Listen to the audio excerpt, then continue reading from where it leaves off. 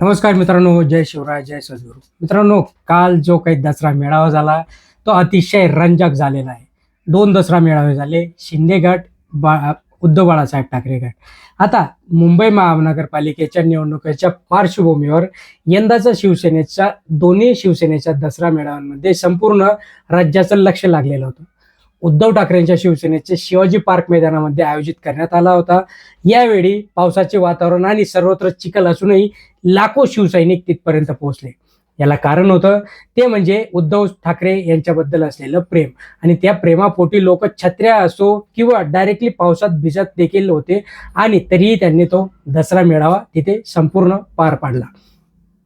आता या सगळ्या गोष्टींचा जर विचार केला आपण, तर माजी मुख्यमंत्री म्हणजेच शिवसेना प्रमुख उद्धव बाळासाहेब ठाकरे म्हणजे आणि सगळ्या महाराष्ट्राचे सध्याचे लाडके असलेले नेते यांनी गुरुवारी 2 ऑक्टोबर रोजी दसरा मेळावा म्हणजे शिवाजी पार्कवर शिवसैनिकांसोबत ठाकरेंनी जणू सोनच लुटलेलं आपल्याला दिसतंय.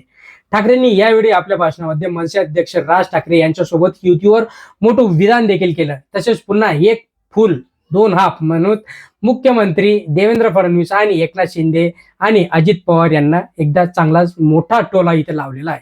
म्हणजे एक फुल आणि 2 जे काही हाफ आहेत, म्हणजे एक अजित पवार आणि उपमुख्यमंत्री एकनाथ शिंदे.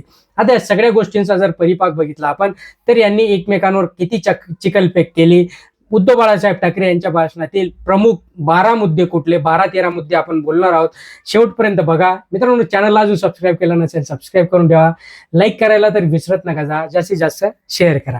बघा, उद्धव ठाकरे यांच्या भाषणातील जे काही मुद्दे आहेत ते अतिशय सोपे, क्लिअर आहेत आणि ते सर्वसामान्य लोकांना देखील चांगलेच जाणलेले आहेत. त्यांनी उद्धव ठाकरे राज ठाकरेंसोबत युतीवर बोलताना 5 जुलै आम्ही काय केलं त्यावेळी सांगितलं की आम्ही एकत्र आलोय ते एकत्र राहण्यासाठीच, असं बोलत असताना मनसे युतीबाबत उद्धव बाळासाहेब ठाकरे यांनी जणू शिक्कामोर्तबच केलेला आहे.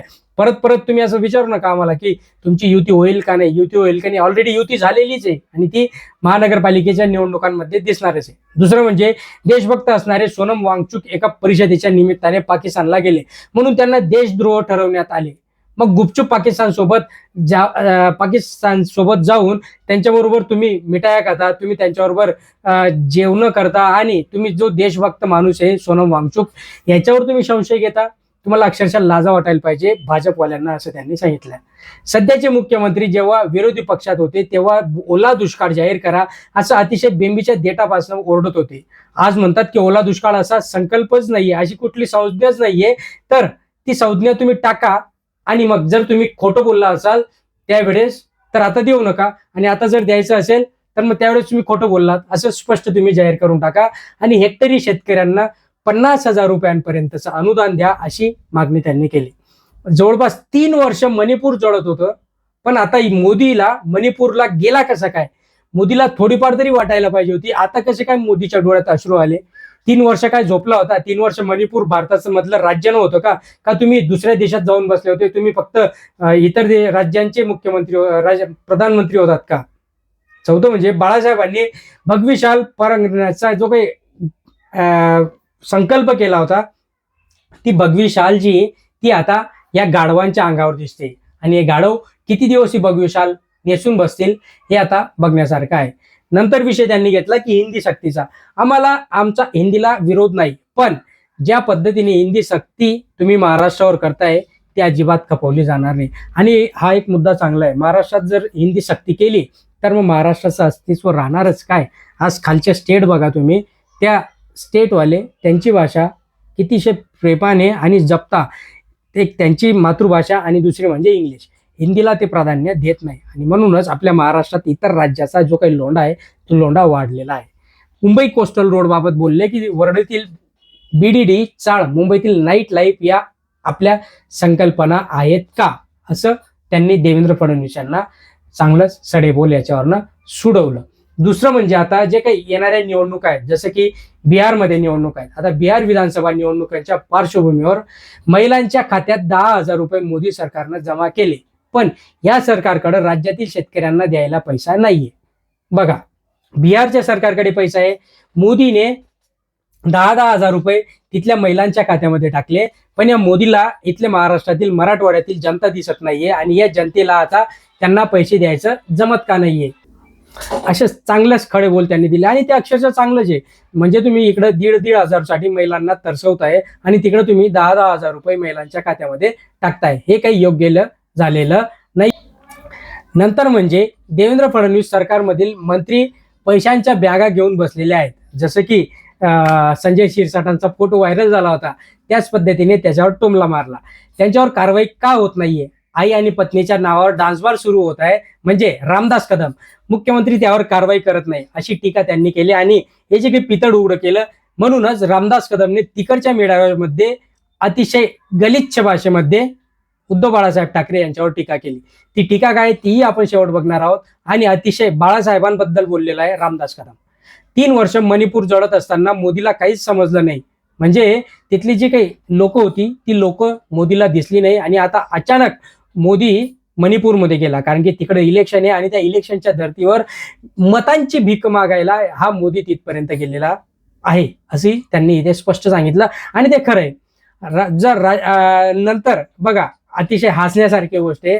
राज्यात सध्या राज्यातील एक फुल दोन हाप, म्हणजे एक मुख्यमंत्री फुल आहे आणि 2 उपमुख्यमंत्री आहेत. आता यांच्याकडे सत्ता असून देखील केंद्राकडनं 20-25 हजार कोटींचं पॅकेज यांना आणायला पाहिजे, पण तेही यांच्याकडनं आणलं जात नाही, कारण की यांच्यामध्ये तेवढी धमक नाहीये. हे फक्त जाता की आम्ही तिथं जातोय, मोदी शहाला भेटतोय, त्यांना आम्ही निवेदन दिलं, त्यांना सांगितलं आम्ही की तुम्ही महाराष्ट्रासाठी काहीतरी पॅकेज जाहीर करा, लवकरात लवकर शेतकऱ्यांची मदत करा, कारण की महाराष्ट्रात मध्ये आज एवढी काही बिकट परिस्थिती, या बिकट परिस्थितीचा जर विचार केला, आज तिथल्या लोकांना खाण्यापिण्यासाठी अक्षरशः नाहीच आहे.